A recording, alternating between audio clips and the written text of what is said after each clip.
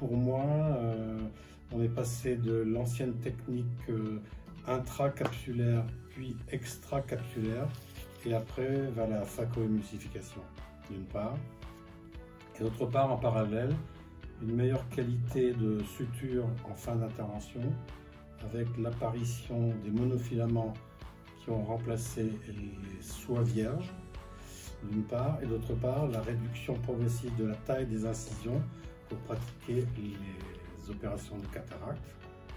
Troisième apport, ce que vous m'avez demandé, c'est-à-dire ce qui a été le mieux de tout, c'était l'apparition des implants, de cristallins artificiels, qui ont fait vraiment une avancée extraordinaire depuis 1975 à peu près, jusqu'à aujourd'hui, où maintenant tout se passe en quelques minutes par un tout petit trou.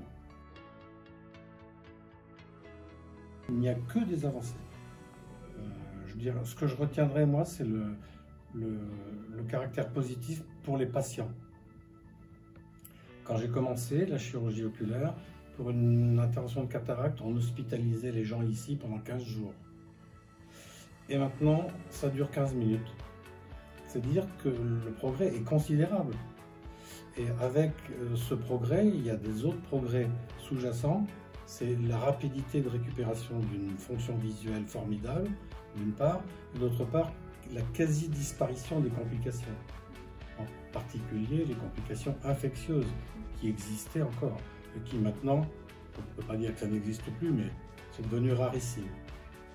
Au total, on a gagné partout, du point de vue chirurgical, du point de vue du patient, du point de vue de l'entourage, du point de vue des organismes sociaux, puisque ça va plus vite et ça coûte probablement pas plus cher.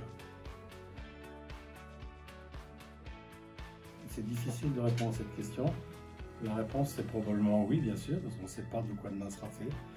Je pense que grâce à l'intelligence artificielle, on va pouvoir développer des nouvelles technologies, surtout dans la technologie chirurgicale, des microscopes, des appareils, des futurs peut-être appareils de phacoémulsification ou autre chose.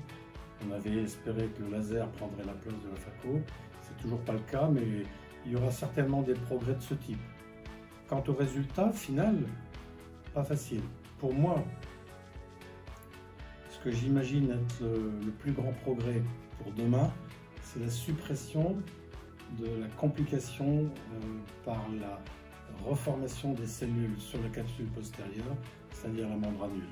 Quand on n'aura plus la membranule, ce sera vraiment un gros progrès.